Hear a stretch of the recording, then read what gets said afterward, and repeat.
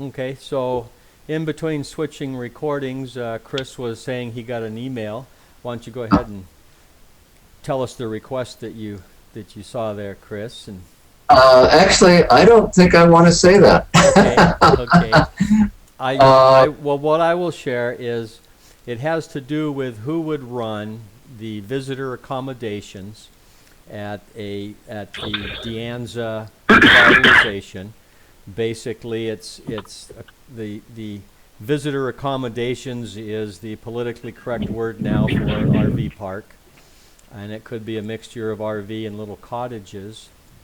And I think if when the city goes out for bids on an operator for that, that they really need to understand what it is that we currently have there. It's not just an RV park like others you see along the side of Interstate 5 or Interstate 8 where you have a concrete lot. The current operators, Campland, have a lot of events. It's a gated community. You can get up in the morning. You can come there with your kids. You can get up in the morning and the kids can head out that door and hit the playgrounds, meet up with a rec coordinator, play, join in the games like capture the flag and flag football, or head to the skate park, and the parents don't have to worry about them. They have entertainment on Friday nights or Saturday nights, and I know that some of the music there does spill over into some of the neighborhoods. So that is an issue that needs to be regulated. You have a store there.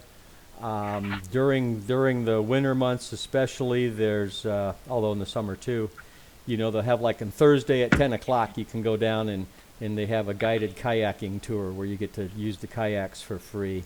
Horseshoe tournaments. They have DDR, the dance video game competitions for the kids, or pinball competitions. So it's an organized event. It's not just park your trailer and do whatever you do. So I would just hope that if the city goes out for bids, that they look at what really is happening there and go out for a provider that'll provide a similar experience for families that come to the Bay. Comments? yeah, I have a comment. You can look at some of the history of some of these things. I guess the example of what may not have worked out as good is in Old Town when they changed the contracts there. The people are not happy with the changes that happened when they got rid of the. Exactly. It's a perfect example because you go for a low bidder or something like that, and you lose an experience that's been created over years, and those experience points are not put in as requirements. They're hard to quantitatively describe as a requirement too.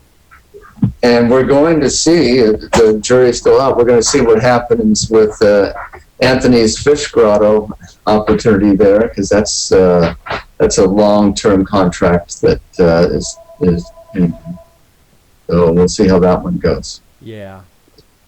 And but on the other hand, I think you have to, I mean, it's just kind of a decision whether you do a direct contract or a direct negotiation with someone you're already, working with, or whether you open it up to anyone. And I think, I mean, I don't know what city policy is on that, but I would imagine that it lends itself towards you have to open it up to anyone. You have to open it up, yeah. So, and the way you get what you want to have created, the way you get the product you want in a city bid, is you got to define your requirements.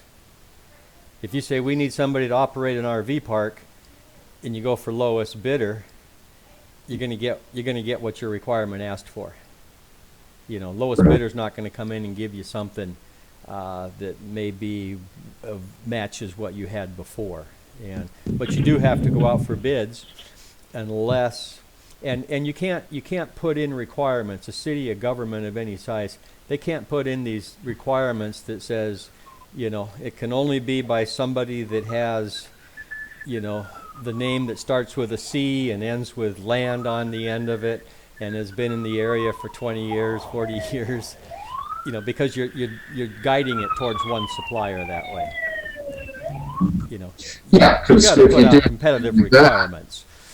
if you do something like that, then no one else will even bid. Yeah, and that's illegal. You can't do that. But you got to get in there and define the requirements.